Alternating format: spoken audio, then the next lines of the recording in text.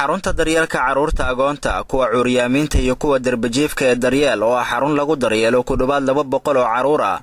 ayaa waxaa maanta adeega caafimaad oo lacag la'aan u fidiyay dhaqaatiir u dhalatay waddanka Turkiga oo maanta xaruntaasi soo booqday si xaaladda caafimaad ee carruurtaasi ay ula socdaan ayadoo sidoo kale qaar ka mid ah ardayda wax ka barata jaamacadda Banaadir ee magaalada Muqdisho ay maanta deeq raashin oo bisil ay carruurtaasi gaarsiiyeen ayadoo goobta uu ku sugnaa mudane ka tirsan baarlamaanka Soomaaliya carruurtaas ayaa waxaa sidoo kale loo qaybiyay dhar ay carruurtaasi ugu deeqday Dr. Isa Caasha Aadan oo ka mid ah dhaqaatiirta Soomaaliyeed oo gacanteeda dharkaasi carruurta ugu qaybisay dhinaca kale ardaydan ka socotay jaamacadda Banaadir ee magaalada Muqdisho oo maanta raashinkan bisil soo gaarsiiyay carruurtan lagu daryeelo xarunta daryeel ee ku taala degmada Hodan ee magaalada Muqdisho ayaa waxa ay raashinkaasi gabdhihii ka socday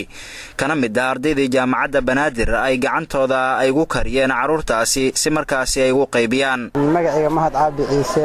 gudoomiyaha midowga ardayda kulliyadda caafimaadka ee jaamacadda Banaadir maanta farxad weyn ayay noo tahay inaan joogno xarunta daryeel oo ah runtii xarun lagu daryeelo agoominta ilmaha cuuryaamiinta iyo kuwa maskaxda looga jiro iyo sidoo kale kuwa darbijiifta oo ah xaruntan xarun ay furtay maama Xaliima oo ah runtii maamo Soomaaliyeed oo ka maqatay dhibaatada haysata ummadda Soomaaliyeed gaar ahaan ilmaha runtii ardayda jaamacadda Banaadir maanta ma aan maalintii horeyso aan imaano maamulaha xarunta daryeelka carruurta agoonta kuwa cuuryaamiinta iyo kuwa darbijiifka ee daryeel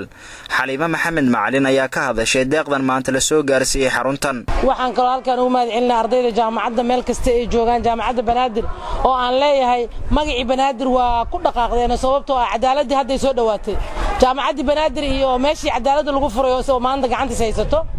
aad iyo aad aan maxaan la uga mahadcelinayaa dhaqaalaha ay noo keeneen waxaan leeyahay meesha ka soo qaadeen Allah idinku buuxiyo oo ah maanta qadada ay naga bixiyeen qadadii quraacdii ilaa cashadii ciyaalka oo maanta 200 ee duubka saaratay jaamacadda Banaadir aad iyo aad aan uga mahadcelinayaa qolada Turkiga ah oo ayadana dhaqaatiirta Turkiga oo noo keenay neef dib iyo afar jir ah oo noo ballan qaaday usbuuc walba inay noo qalaan ilaahay ayagana waxaan uga rajaynayaa meel khayr roon Allah ka siiyo waxayna siiyeen Allah meel kale ugu bedelo xildhibaan Cabdullaahi Axmed Xuseen Coonka oo ka mid ah mudanayaasha baarlamaanka Soomaaliya oo goobta ku sugnaa ayaa sheegay in xaaladda carruurtan ay ku nool yihiin ay tahay mid u baahan in wax laga qabto isagoo sidoo kale hay'adaha caalamka ugu baaqay in gurmad degdeg ay la soo gaaraan message-kan waan qaadayaa insha Allah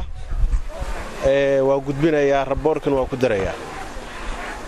run ahaantii haddaan taabto waxbarashada ama qofka markuu agoonnimada wax ku soo korayo agoonka lagu sheegayo sidoo rasuulkeena salawaatullaahi wasalaamu alayhi yiri madax silaax kaliya hadad le madax u silaaxdo ajirka aad ka helayso ma koobi kareen haddaad u orado aad u kacdo aad u kuftana waa wax kale